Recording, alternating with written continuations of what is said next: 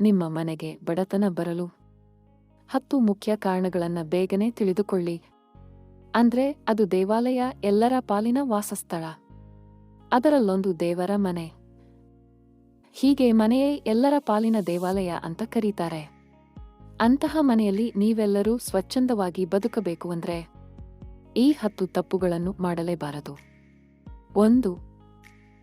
ದೇವರ ಮನೆಯಲ್ಲಿ ದೇವರ ವಿಗ್ರಹದ ಮುಂದೆ ಅಥವಾ ದೇವರ ಫೋಟೋ ಮುಂದೆ ಪ್ರತಿದಿನ ತಪ್ಪದೇ ದೀಪವನ್ನು ಹಚ್ಚಿ.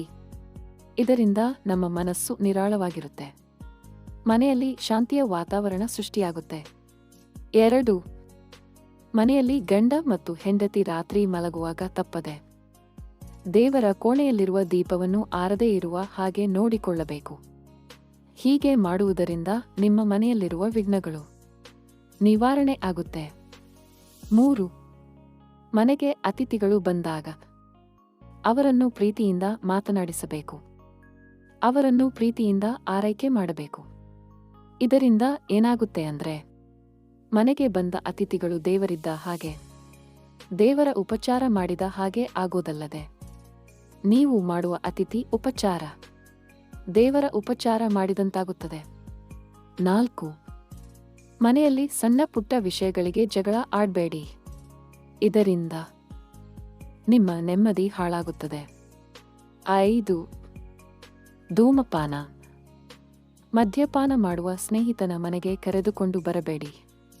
ಮೊದಲೇ ಅವರ ಸಂಗದಿಂದ ನಿಮ್ಮ ಮನೆಯ ವಾತಾವರಣ ಕೆಟ್ಟಿರುತ್ತದೆ.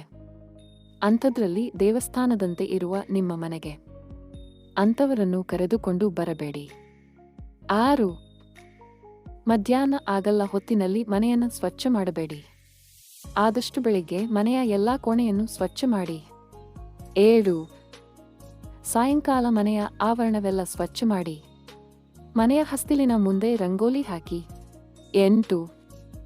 ಮನೆಯ ಹಿರಿಯರ ಜೊತೆ ಯಾವತ್ತೂ ಗೌರವದಿಂದ ನಡೆದುಕೊಳ್ಳಬೇಕು. ಮನೆಯ ಹಿರಿಯರು ದೇವರ ಸಮಾನ, ಅವರನ್ನು ಗೌರವದಿಂದ ನಡೆದುಕೊಳ್ಳಿ. 9. ಚಿಕ್ಕ ಚಿಕ್ಕ ವಿಷಯಗಳಿಗೆ ಮನೆಯಲ್ಲಿ ವಾದಕ್ಕೆ ತಿಳಿಯಬಾರದು, ಇದರಿಂದ ನಿಮ್ಮ ಮನೆಯ ವಾತಾವರಣ ಹಾಳಾಗುತ್ತದೆ. 10. ಅತಿಯಾಗಿ ಸಾಲ ಮಾಡಿ ನೆಮ್ಮದಿ ಕಳೆದುಕೊಳ್ಳಬಾರದು, ಇದು ಕೂಡ ನಿಮ್ಮ ಮನೆಯ ಸರ್ವನಾಶಕ್ಕೆ ಕಾರಣವಾಗುತ್ತದೆ. ಸ್ನೇಹಿತರೆ, ಇದೇ ತರಹದ ಒಳ್ಳೊಳ್ಳೆ ಮಾಹಿತಿಗಳಿಗೋಸ್ಕರ ನಮ್ಮ ಚಾನಲನ್ನು ದಯವಿಟ್ಟು ಸಬ್ಸ್ಕ್ರೈಬ್ ಮಾಡಿಕೊಳ್ಳಿ. ಈ ವಿಡಿಯೋ ಇಷ್ಟ ಆಗಿದ್ರೆ ದಯವಿಟ್ಟು ವಿಡಿಯೋನ ಲೈಕ್ ಮಾಡಿ ಹಾಗೂ ಎಲ್ಲರಿಗೂ ಶೇರ್ ಮಾಡಿ.